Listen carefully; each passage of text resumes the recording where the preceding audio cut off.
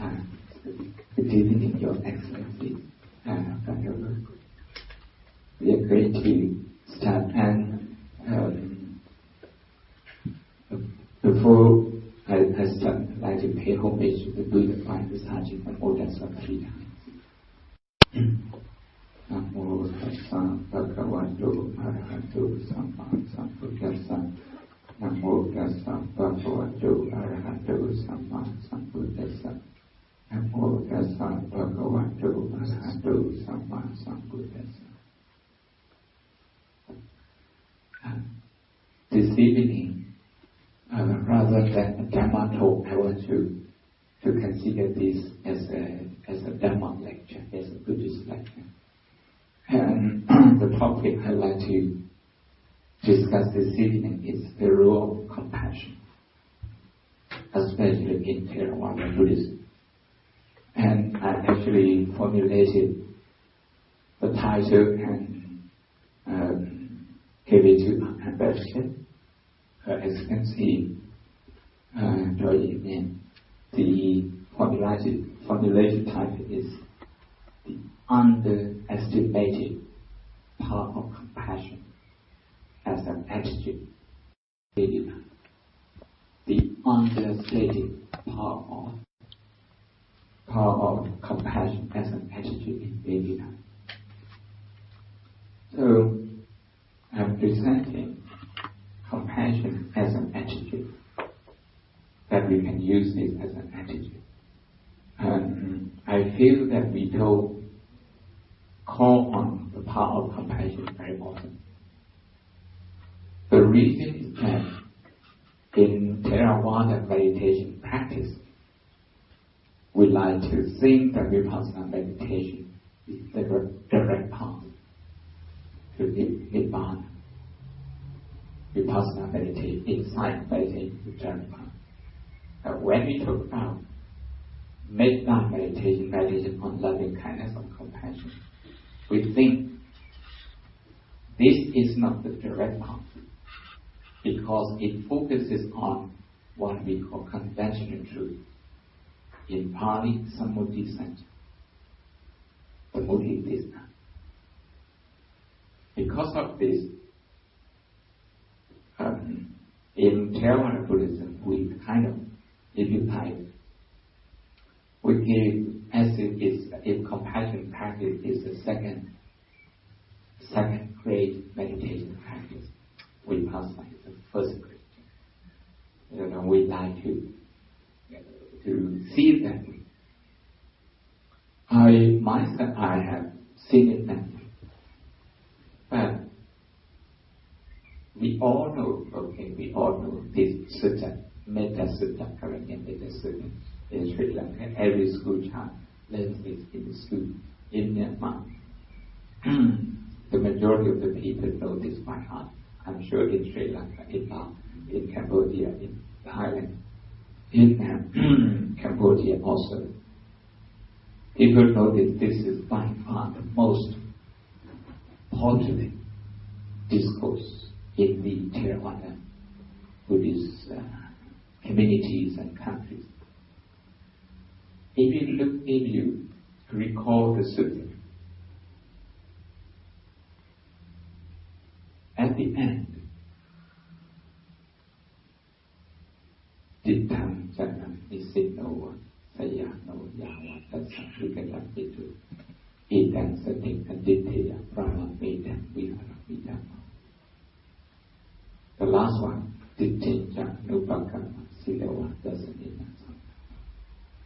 The first line, Dasanina Sangano, is translated as achieving Sodapanna, that's the stream anchor. So Sodapanna in Sri Lanka, Sowan. In Single Sowan, in Sodapanna, that's the first of the 4 stages of sainthood, Arya level. Kamesu Vinaya Ketan Naija Tukapasita. That one indicates Anaka. So, Madam Hetiya Raji in the Sadi Buddhism. So you don't need exactly what Anaka is. It's The job is once you achieve anagami, simply in simple mathematical terms, 75% of the job is done. Only one more step to go. This is in the medicine, the Brahma Vihara, which includes compassion. So we very often overlook this point and underestimate the role and the power of compassion. Today I'm just briefly explaining that without compassion, in daily life, we are not going to be able to make sense of many. We are not going to be able to make sense of many.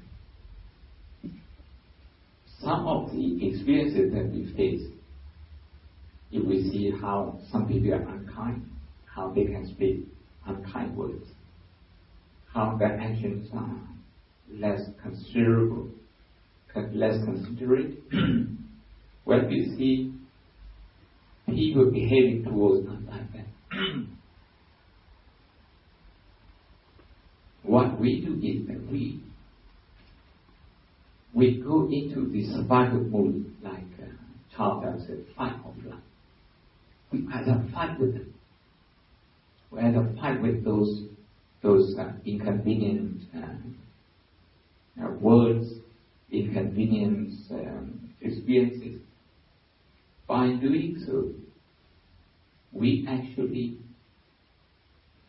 worsen the situation by turning something which is simply an inconvenience into a tragedy. But inconvenience and tragedy are far different in terms of degree. The way we react, sometimes it's a traffic jam. We're not talking about big crisis, a traffic jam.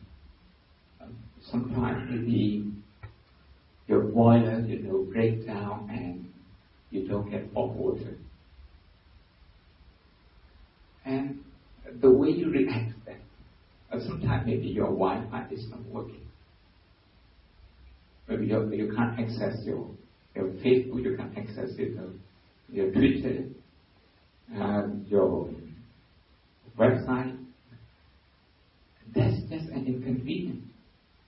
Okay, an inconvenience is not a tragedy. But very often we react to that kind of situation as if that's a tragedy. We multiply these situations. This is, in popular terms, we call this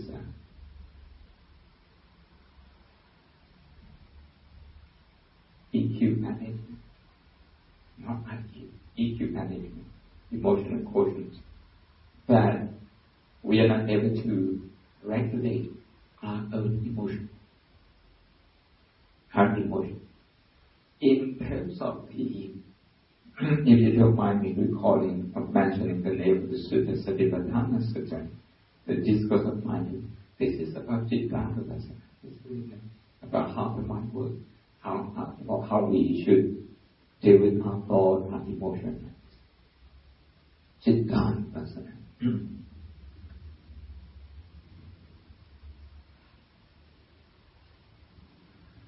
These days, of course, today I don't have any books with me. Usually I do keep my books with me just to show how these days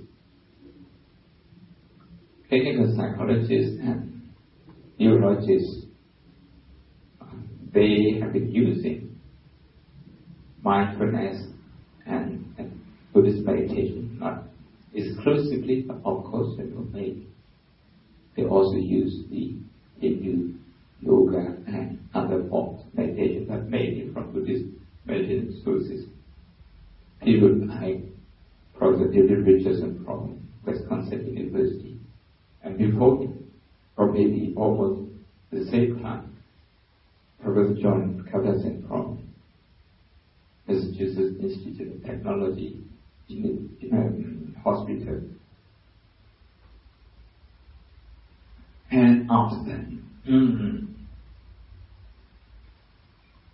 people like to read on Tuesday, the psychologist from Cambridge University, Professor Mark Williams from Oxford.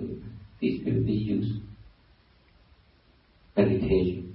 And the book that they consider to be their Bible is by Venerable Dhanapalika, the German from Sri Lanka, the Theravada monk who lived and died in Sri Lanka, in Kenya, the Heart of Buddhist Meditation. That book is, Mark Williams told me that it's his Bible. His Bible. Now, coming back to meditation, to compassion, I'd like to mention once again that traditionally, even in the meditation communities, among the Theravada practitioners, we actually downplay the role of compassion. So, coming back to using emotions, or using compassion, here, when I use the word compassion, I'm distinguishing between metta and karuna. I'm just using the word compassion in general, to embody the spirit of what we call Brahma Vihara or Brahma Vihara. In Cambodia, Brahma Vihara. To capture the spirit from these four qualities. Dhamma Vihara in Burmese. In Burmese, pronounced as Dhamma Vihara. In Sri Lanka, Brahma Vihara. In Cambodia, maybe Brahma. Brahma.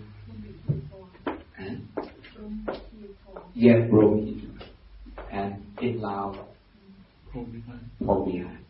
Similar to Thai, I think in Thai also Brahma Vihara.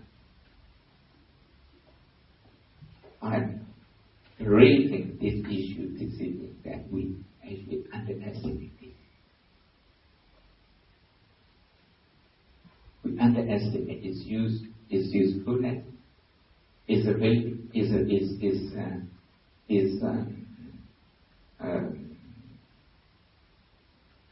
Can I use the word? Is this capacity to uplift our state of being? We actually underestimate it. So,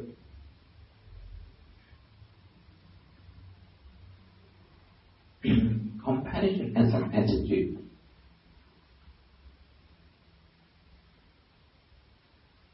Before I say this, I'd like to once again, in public opinion, if you have metta in your work, maybe as an administrator, as a government administrator, maybe as a business person, people would think that, okay, this is a weakness. Because they have a very naive notion of compassion. Compassion is about giving in. They have this notion of compassion is about no. When a child asks his parents for anything, do the parents give everything? Not everything. Because you're going to ruin the child by giving everything. You see? It's not a naive response. Compassion is not a naive response. But if we take compassion, if we try to understand compassion in the frame of the Four Noble Truth, the Four Noble Truth, in Burmese we call this Deva. In Thai, Ariya Satsi, I think the same in Ariya Satsi. Secondly, Jadura Satya, So that's insane. As you all know, the fourth truth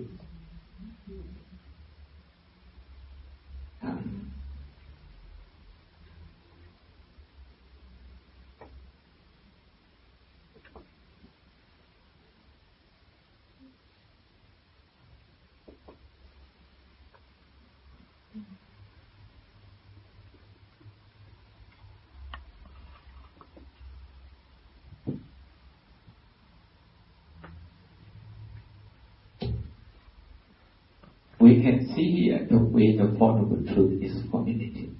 The first one, the Buddha talks about problem. He talks about pain, the attitude of pain that we have to pay, and he also talks about the pain that we can do without. Two kinds of pain. The attitude of pain, that is involuntary pain, involuntary suffering, also power dukkha. The power dukkha. Dukkha, in Thai we say dukkha. In Thai dukkha. Another dukkha. So this is the Buddha talks about this as the first item. The second one the Buddha talks about is causes.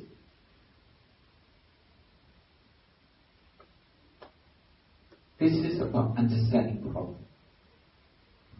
The third one, this is the optimism that also the positive outlook that these problems can come to an end, can be brought to an end. And then how to do that, the solution. So we say, dukkha satya, samudaya satya, nirodha satya, magga satya. The whole aim is about reducing pain, is about reducing problem. So the work of the aim and the work of diplomacy is about reducing tension and increasing friendship, cooperation. If we understand it that way, I mean, I listened to when I was on film, I listened to one of the lectures by the International High Court Judge, Professor Veeramantri. Professor Veeramantri.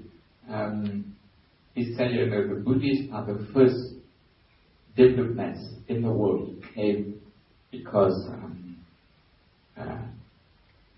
Emperor Asoka sent his son and his people from his culture, Sri Lanka. And he considered that to be the first diplomatic mission in the world. The overall reason is to reduce pain, to reduce tension, to reduce conflict all over the places. And to do that, what we have to follow is to recognize that there are problems and to try to understand those problems and then to remove causes that will achieve this. And the way to do this is we have the Eightfold Path, the middle path,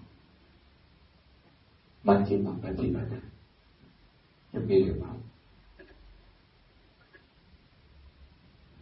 Compassion should be considered as part of this, should be considered in this context. That compassion is aimed at reducing problems first within ourselves individually and then outside.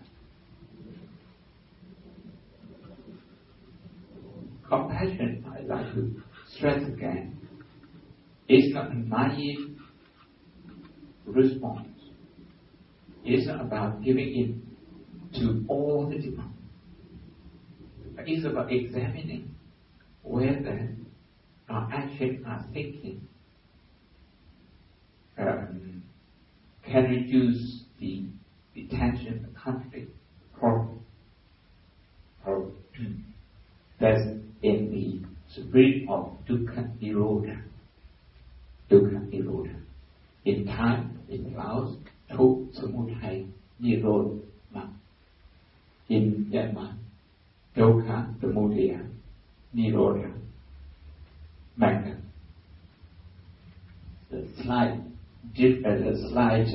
slightly different pronunciation, but we use the same word. Okay.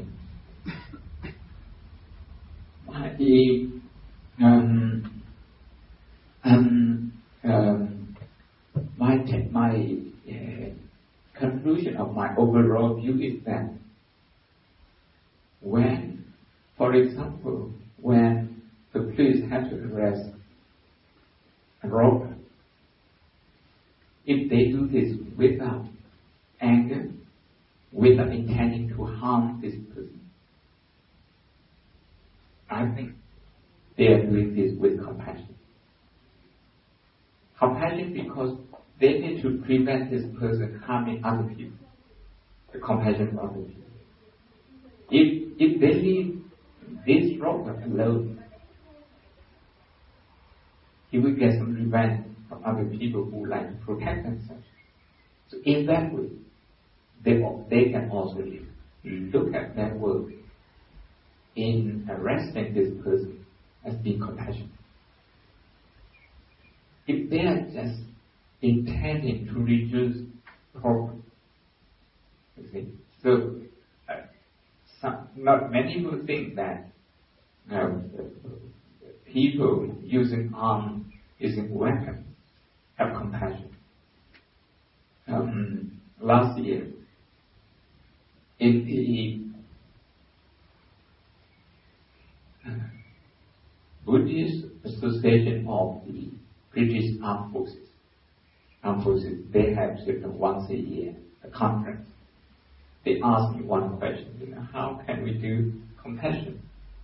It's not possible when we are in the front line.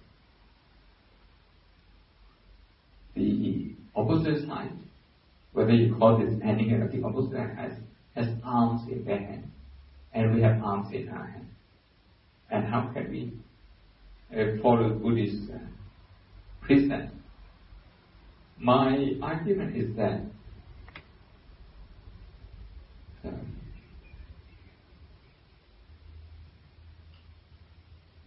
if you kind of keep in touch with your original aim, original objective in joining the armed forces, it's possible to develop compassion and ask them 2 questions. So you can answer me whichever way you like. Okay, one intention is that, okay, you go into the army in order to defeat your enemy. You just have your enemy in your mind. The second one is not that. The second one is that you know that your people, your citizens, need security so that in the morning they can send their children to school peacefully. Business people, they can go to work and do their business peacefully. Everyone, in every province, in every walk of life, so that they can go about their daily life peacefully. That is why you take and you join the police forces or maybe the armed forces, the army, the navy, the air forces. So which intention brings you to the armed forces? This is the second. To protect the life and the property of the people.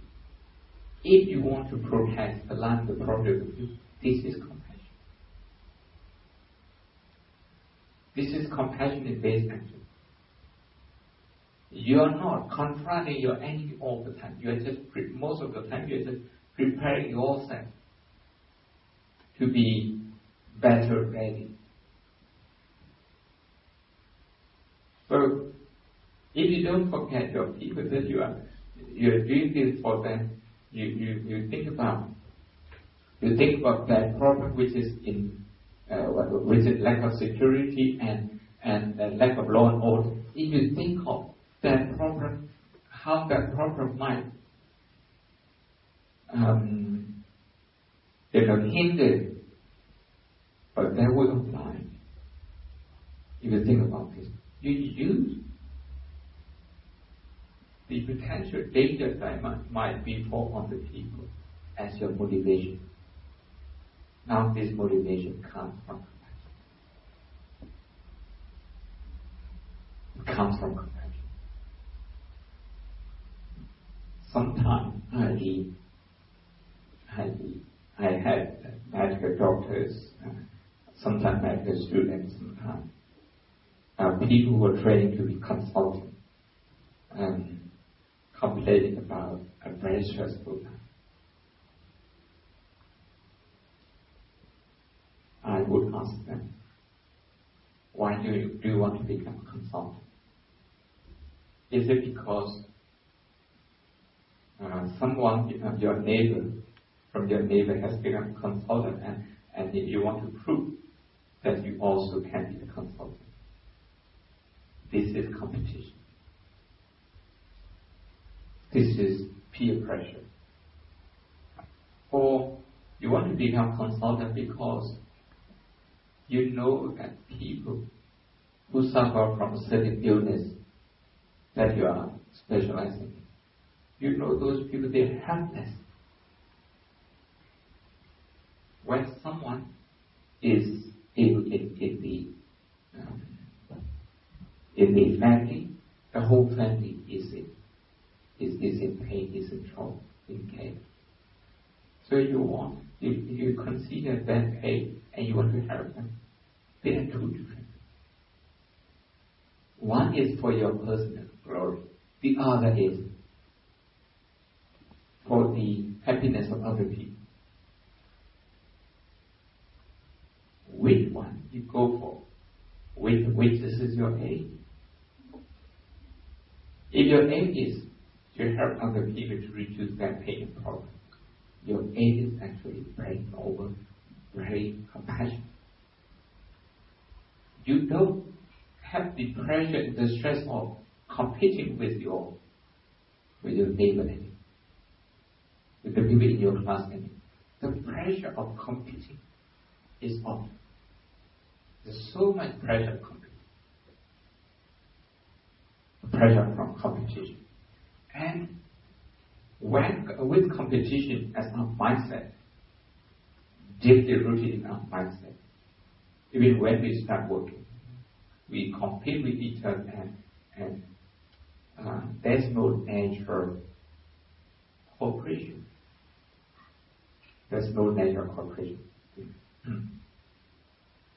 So I think we can use dukkha, problem, pain as a motivation. And to do that is compassion. Now, I'd like to make two more points before I open the floor for discussion. The first one is the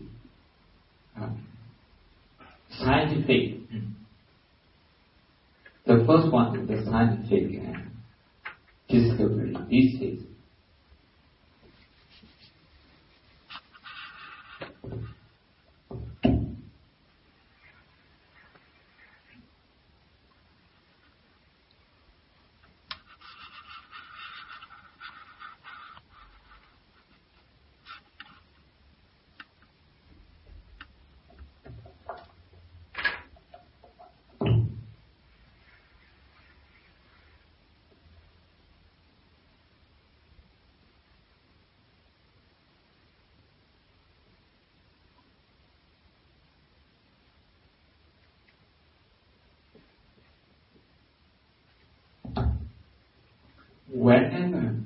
Whenever there is a decision to be made, whenever we have stress, we are at a crossroad. We can turn either way. There's a book called Buddha's Brain. It's been translated into Thai also. I saw it in Bangkok. The Buddha's Brain. Okay. Written by Rick Hansen from Berkeley University of Harvard, Berkeley, and another book, The Emotional Life of Your Brain. That's Professor Richard Davidson from Wisconsin University. These people, they have been meditating, for about 30, 40 years. They have been meditating. Now they use meditation in their research. They say, under pressure, you can go either way. You can go into the green zone or the red zone. It's a red zone. Then we feel.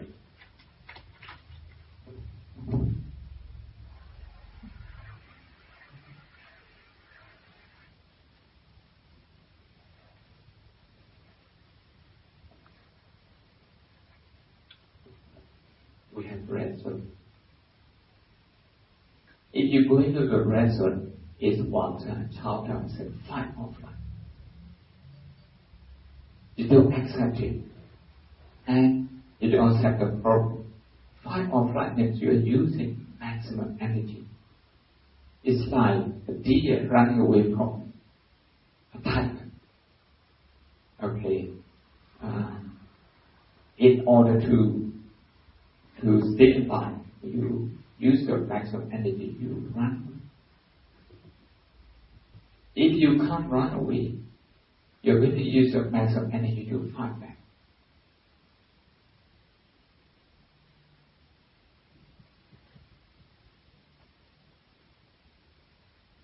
If you're a deer, you have to run. Okay?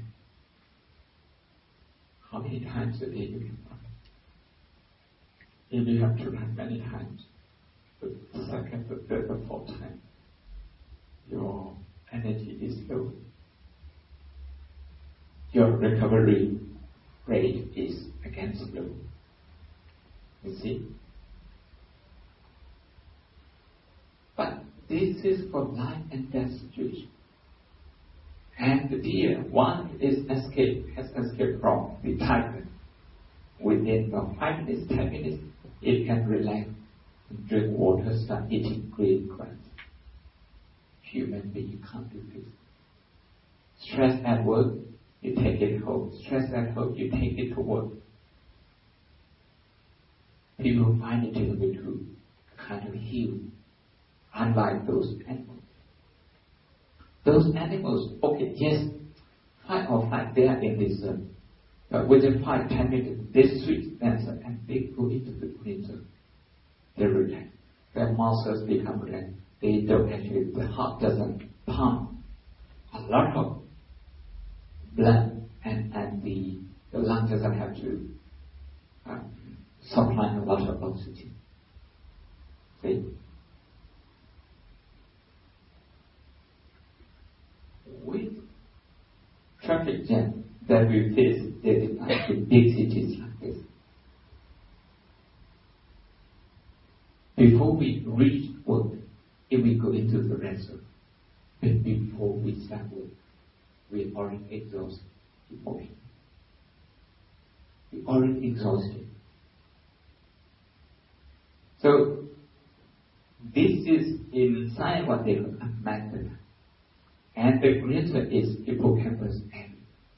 This hippocampus area is associated with calm, with correct decision making, with connectedness. You're connected with the pain of someone sitting next to you.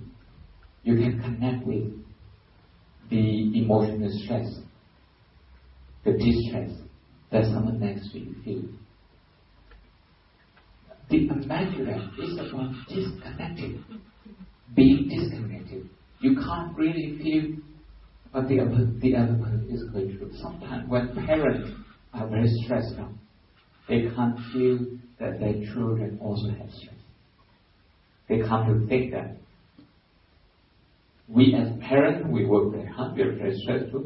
You, the kids, you just have to go to school, you have an easy life, and still you're not working very hard.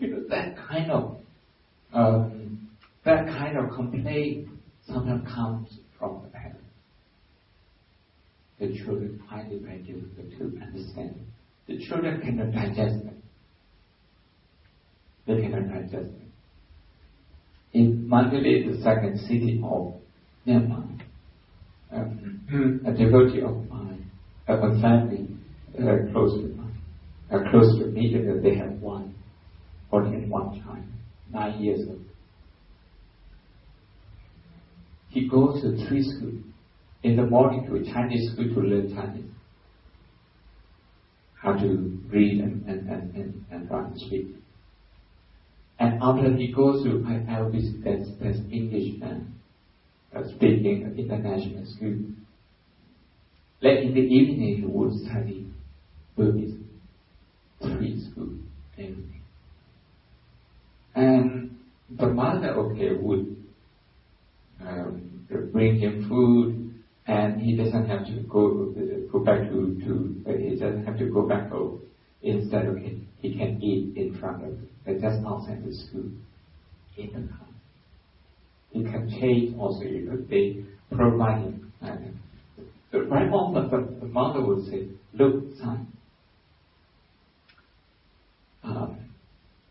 life is very stressful. I have to work, but I also pay a lot of attention to you because I love you. And so you should work hard. You're very lucky." She used the word, "You're very lucky." When she sees it every day, and she doesn't talk about the stress, the burden, the distress that the child has to go through every day, going to and running to three schools. One day, the child said, "Mommy, I'm not lucky. You are lucky. You don't have to go to school. And you have a lot of money." The child said.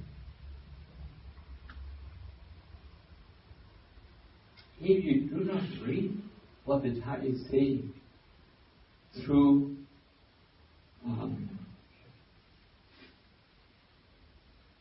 emotional intelligence, you think that that's no problem. But if you read from emotional intelligence point of view, what the child is saying, he's crying. He's crying that, "Mommy, you should also recognize that I have stress. I know you're stressed. You have a lot of distress, but I also want you to connect with my stress. We should be connected." He doesn't know how to say this, but what is it? It's different from what is preaching. So when you're in the grades of the mother and the child, they can connect with each other very well. Between husband and wife, between neighbors, in the neighborhood, between countries.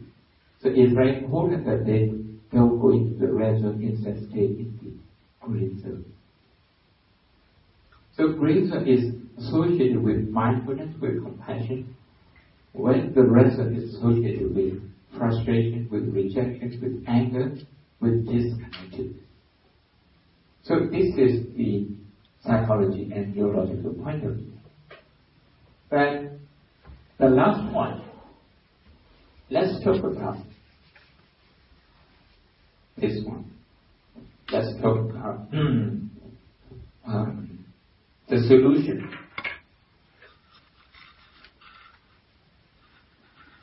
In the eightfold path, we have understanding, right thinking, and so on. Altogether 8. Where is compassion?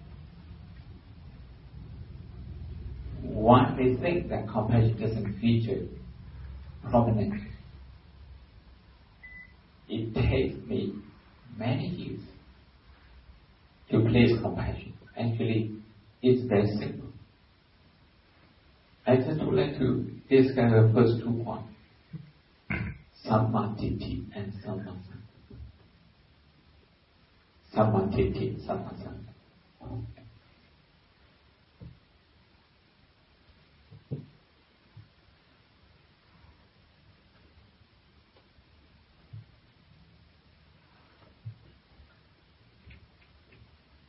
The first one, samadhi, usually translated as right understanding. But I like to translate this as right attitude. It's the same. It's the same. How right is an attitude. How right is an understanding. This is to see things in the context of the Four Noble Truths. In the context of Four Noble Truths, right attitude. This is to see that in terms of this, problems are universal.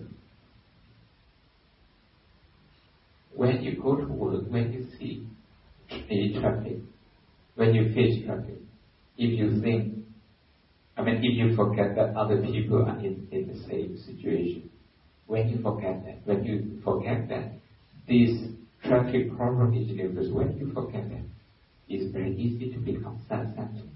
It's very easy to make wrong judgment the driver, they can make very wrong judgment. They turn into different lanes and erratic driving behavior. So, a right attitude of samadhi is about seeing things as universal. Today it's a lot easier to say this because of the global warming, because of the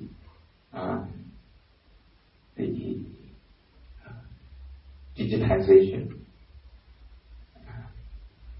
because of the media.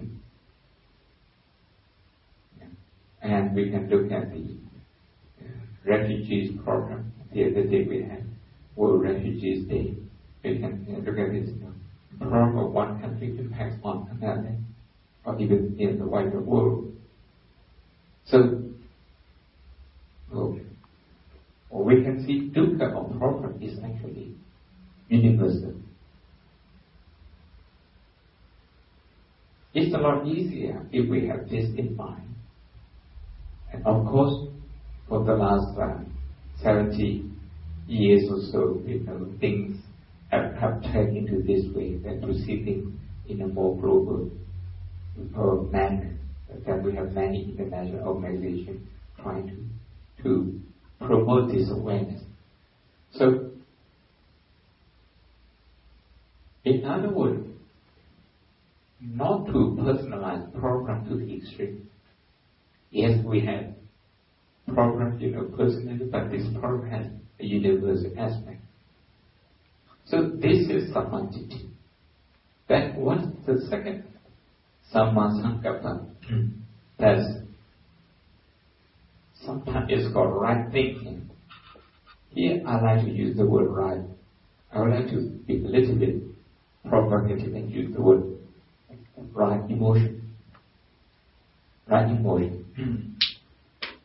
The three definitions of right emotion or right thinking. Not to have ill will, not to have a violent, not to have violent thought, not to have ill will thought, and to let go. Not to have ill will, this is to have metta, to have loving kindness. Not to have violent thought, this is about having karuna. So, unless we have compassion, actually, it's not possible to have sammasankappa. By this, I'm arguing that if we take the first two as panya, as wisdom, these two factors of the Eightfold Path, if we take them as wisdom like this, and this one is IQ, this one is EQ. IQ and EQ coming together. And in the EQ, compassion plays a very important part. We should even say is vital part. Vital part. So with this, I'd like to summarize that. When we underestimate the power of compassion, and we don't recall that in our thinking, in managing our own emotion. Actually, we can become disconnected very easily with the people we work with the people we know, at different levels.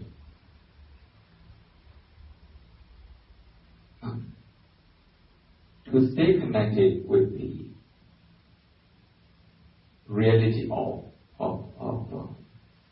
the ever-present problem and dukkha, and to enhance our capacity in managing it, in solving problems in daily life, we actually should use compassion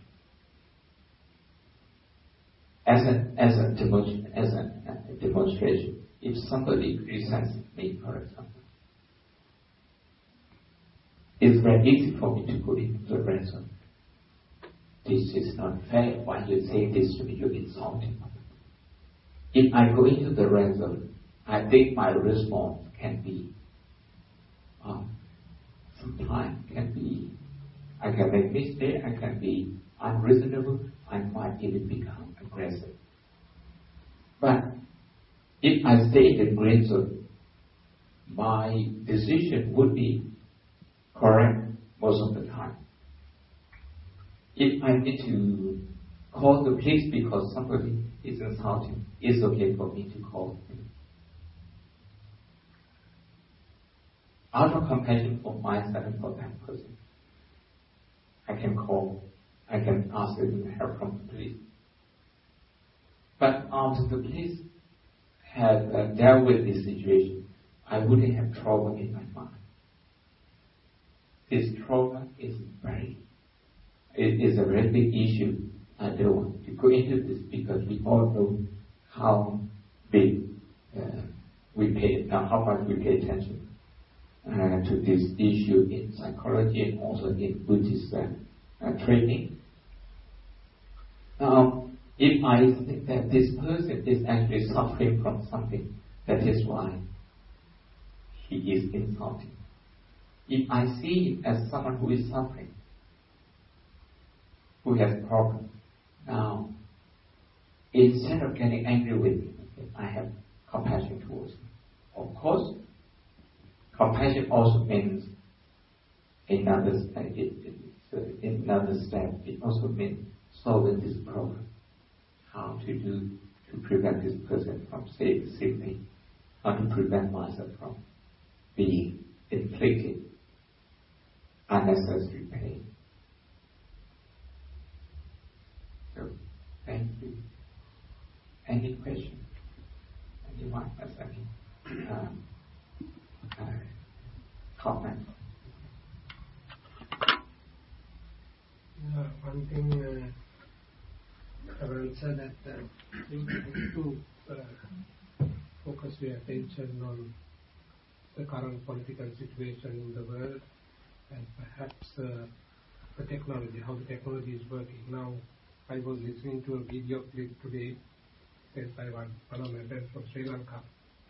Those days, at our time, a long time, the heydays, right, we used to write letters.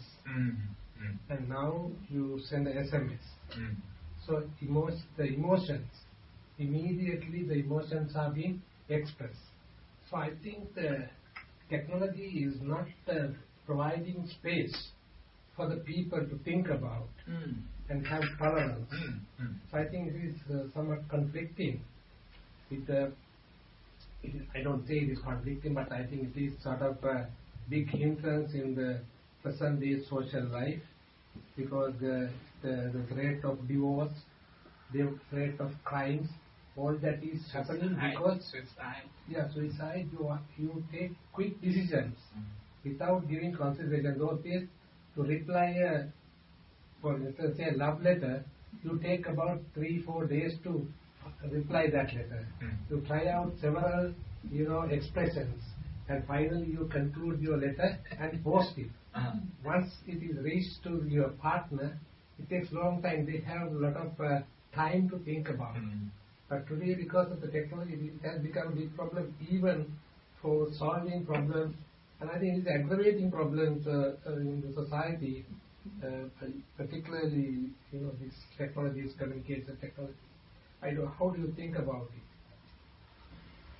I agree with you entirely about your situation analysis. I agree with you. I think,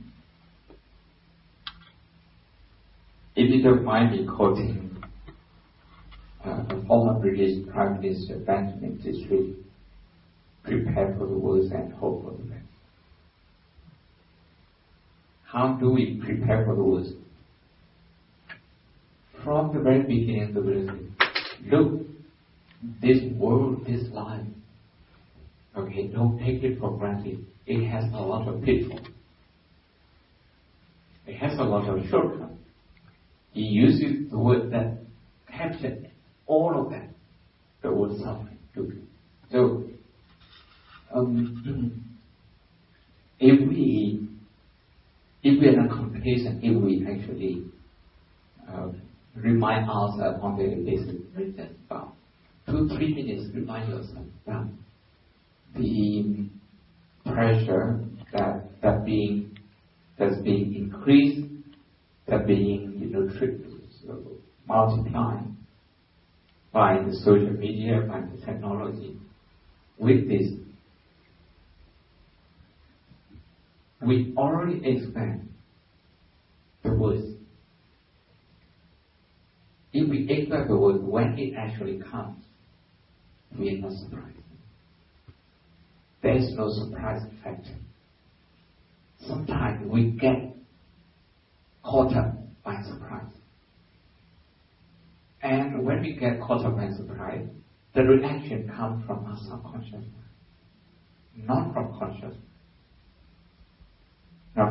mind. And the subconscious mind is likely to use the amygdala resources rather than the hippocampus. So, again, if we go to, this is from the, as you know, from the Dhammacakkappavattana Sutta, the first sermon. The second sermon is saying the same thing. Second sermon, look, this physical body can fall ill anytime, meaning don't take it for granted. If you remind yourself everything like this, you're going to be ever more compassionate to yourself. The mind can also be, it's a very stressed out. Okay, what the Buddha says. Even your memory can even trouble you. So in terms of past action, if we remind ourselves this way, I think we are well prepared for the worst. We do really need to prepare for the worst. And once we have done that, now we are able to manage the situation and then hope for the best.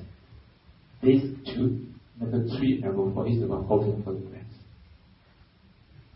Yes. So I don't know if you're going to agree with this or not, but a couple of days ago I read a report that said that they did studies on meditation and people who meditated for long periods of time for many years, and what they found was that their ego increased substantially. So first of all, I want to ask you if you agree with that, but secondly, is that good or not good? I don't know, how we define ego here. If you take ego as self-confidence, I would agree with you. But if you think ego as being self-centered, I don't think if a proper meditation, meditation has many qualities that we need to develop, especially, here, the Eightfold Path. Eightfold Path. I'm talking about developing the attitude, I'm talking about developing emotion. Okay. 2 of the 8 factors. I think if we pay attention to these factors,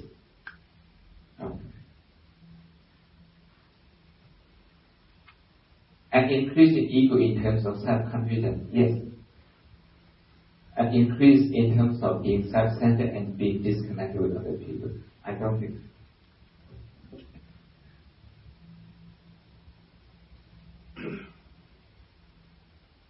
May I ask another question? Yes, please. Yeah, I think during the period when Buddha was living in India, and you were referring to the militaries and various kinds of armies who trained to protect the country, and you can interpret whether it is because of the compassion that look after the property and the people you do that. But I think there were some instances where the princes of various kingdoms used to join Buddha. They came to the priesthood, and there were complaints from the king saying, how are we going to protect the country? I think this is a practical example.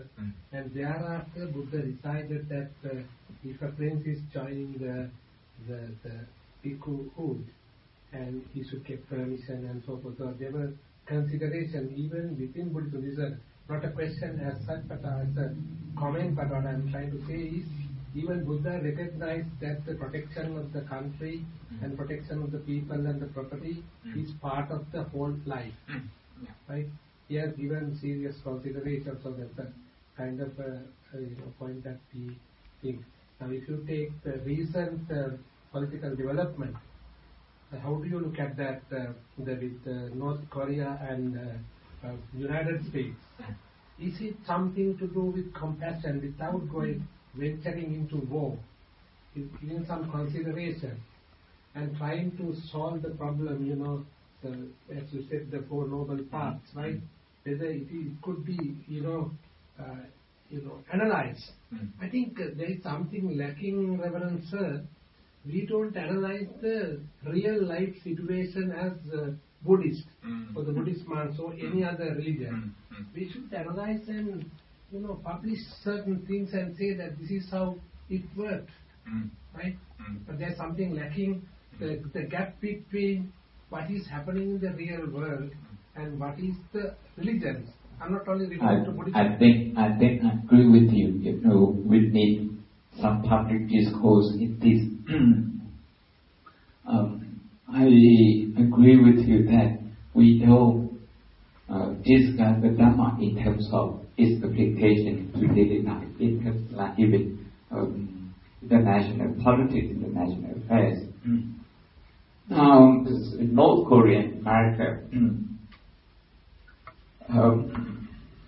I think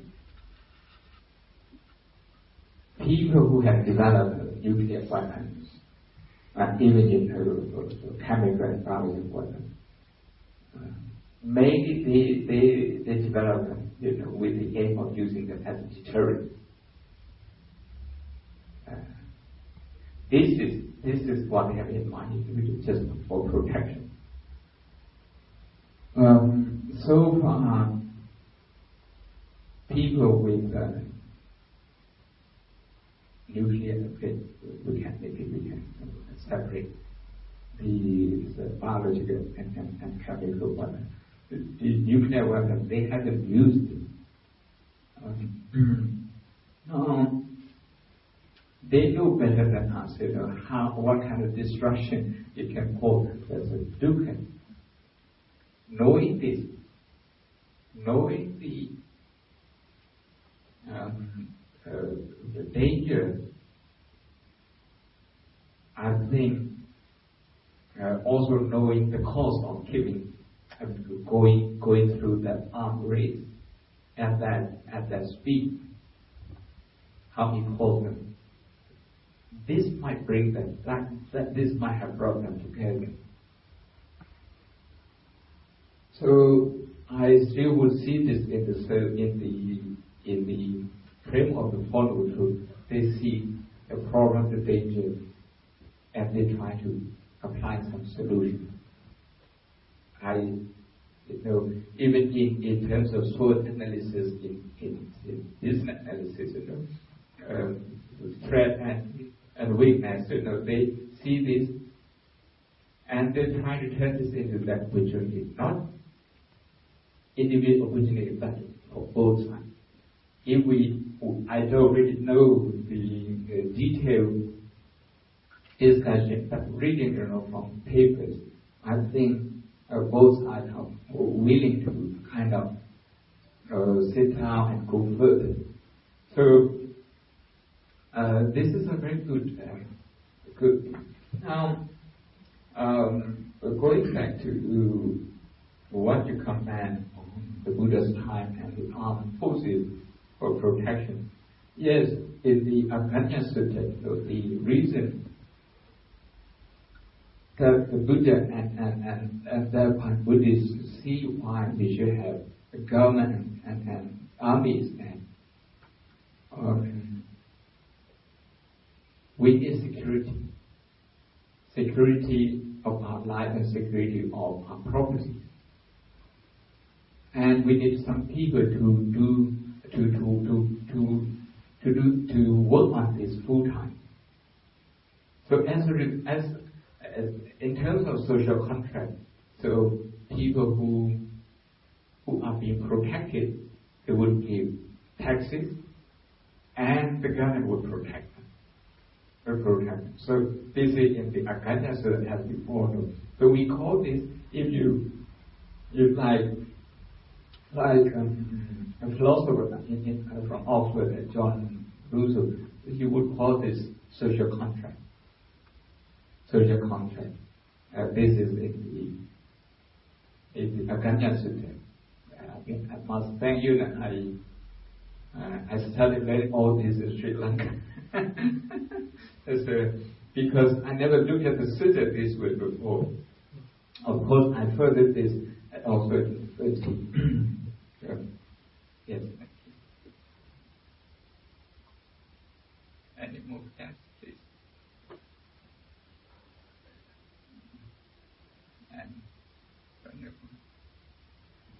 Yes, I would like, if I am allowed to, please, another reply to him. Yes. So, first of all, I remember very well when my mother said, before you send a letter, sleep one night, then read it again the next day. Yes?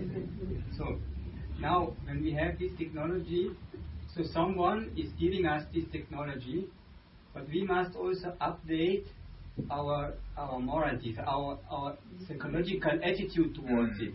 So we must, mean that I have no children, but if I had children, I would teach them, never take decisions when you are in an emotional state. Never send any SMS when you are fully in anger. Just wait and see. Just wait a couple of hours. So we must set ourselves these rules, because it's a big temptation to send someone an offensive word. So in very practical terms, we need new rules to live better with this technology. Otherwise, it will kill us and destroy. This one Sri Lankan co-founder of program of Facebook. It's a difficult name, maybe with the Tamil, but he said he very much feels guilt of having participated in the programming of Facebook, and we are going to destroy the fabric of how society works. So we need to very much consider this danger. But I think we are going beyond that point. Reverend said that in some countries like China, they have not allowed the Facebook to be operated in their territories because they value their culture and their own social fabric. So that is one way. But I think in case of other countries, quite open to others, and they have open everything. But even in Sri Lanka, we had 101 problems because of the Facebook. Criminal defamation, character being done. So this one and this act of crime. So this is happening. Unfortunately, but I don't know whether Reverend Sir, you are talking, analyzing the Dasaraja Dharma, which is something very important for today's political leaders, I suppose. Actually, lately I examined this is the 10 treaties of rules, but His Excellency is just rephrased. Recently, I have re-examined this one, and again, from EQ point of view, the majority of them are emotional capacity. Not angry, not getting angry, but being connected, being patient, all those things, they are all about EQ capacity. It's amazing, how the Buddha kind of, saw this as being very important. How do you think about the other religions? Now, let's take the Christianity or Hinduism and let's say Islamic. All these religions, we are Buddhists, because we believe in you. I was born as a Buddhist because that reason I became a Buddhist, not because of real understanding. But now I realize that is one of the better way of life and how to conduct yourself. But what I am saying is even other religions, you would have done in the university about analyzing, see how I think there are some similarities and kind of things, so that every religion is having some important aspects. I'd like to focus on something positive. But as a student of positive psychology, a new discipline, whereas Buddhism and also other religions have contributed a lot to its development. I think all religion is about is teaching, how to look beyond you. How to look beyond. In Christianity, the way they teach, not just Christianity, in all the Abrahamic religions, Judaism, Christianity, Islam, it's about looking beyond you and then connect with God. And then look at everyone as a creation of God. So this is about connection. If you can connect to the pain and suffering and also the joy of the people, you can never harm them. Like in Ramadan, when people observe fasting and holding, the aim is to understand hunger and the people in poverty, the people disadvantaged, if like in some way. Then when you can connect with them, actually, you become a better person. In the same teaching of Islam, is the Christianity and Judaism. Of course, it has adopted a lot of the earlier two religions. Hinduism is, of course, with Buddhism we share a lot. For them is in their theology, individual soul and cosmic soul. There's Atman and Brahman. Individual soul, then says yourself, how you see yourself, how you want to be in your life. This is to simplify it. But you should actually look beyond this. Cosmic soul. And once you come to see that, there is no difference between individual and cosmic soul. Meaning, there is no difference between your pain and the other person's pain. Both are in pain. Whether you come from Washington or from Pyongyang, your pain is the same. When you come to see this, actually this is about the connection between individual soul and cosmic soul. To apply this to politics. So we do have all these positive points in all religions. But if we tend to look at the differences, we become disconnected. Maybe one last comment and question.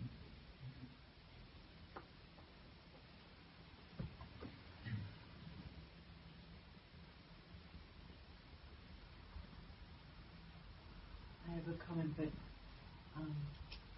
I spent a lot of time in Burma. Okay. And if you travel around, especially in the tribal communities, there's a lot of animus. Yes. Beliefs Yes. that go hand in hand oftentimes with Buddhism. So it seems that for the people every day, they have trouble just living to the level that they're expected to as Buddhists. So all these different animus spirits help them get through the day. Is that why is that? Actually, a lot of studies have been done in this area, not just in Myanmar. Actually, in Thailand, you will see some of these elements, also in Sri Lanka. We have next to the Buddha shrine, we have the other shrine also in the Devadaya, for example, in Sri Lanka. So we do have that kind of thing.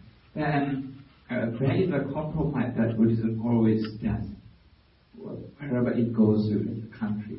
In China, it compromises with Confucianism. In Japan, with Shintoism. In Japan, with own religion. In Myanmar, in Bhutan, in about 1,000 years ago, there was 28 Indian sects of animism, groups of animism, and people believe in their own local God. And they don't mix, they didn't mix. That was very difficult to King Orator when he came to the truth. And at one point, I think he might have gone into the press, so he banned all of them. Banned all of them. There is a place where all the stages of those deva, those cultures are kept. It's called Natlauna. Natlauna, that's prison of gods. He actually built a prison for them.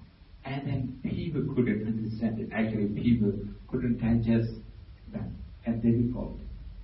So he compromised that, okay, in Buddhism we recognize heavenly beings, the devas. They are, okay, we can use the word angels. They are angels because they have these qualities. Those positive qualities. And yes, I accept your 36 gods, small g. But this one is superior to all of them. They call Sakka, that's India. Sakka.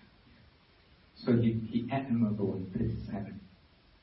And today we have in Myanmar 37 gods, those are economy. 37. This has political history, this has spiritual history, and the people accepted it and they became united as a country. You have everything in it. People started trading with each other, people started socializing. So that was happening. You should do that with North Korea. Thank you. Shall we do blessing this time for what is happening? We just would like to invoke the blessing of the Buddha, the Dhamma, the Sangha on all of you, and to thank you for being here this evening, and also to invoke the blessing for your long life, good health, and all the success in whatever you do. Bhagavatu Sahasamangkatam Rakhantu Sabbati Vatam Sabbaruddha Nuhavena Sattva Surti Bhavantu Te Bhagavatu Sahasamangkatam Rakhantu Sabbati Vatam Vatam Nuhavena Sattva Surti Bhavantu Te Bhagavatu Sahasamangkatam Rakhantu Sabbati Vatam Sattva Sattva Sattva Surti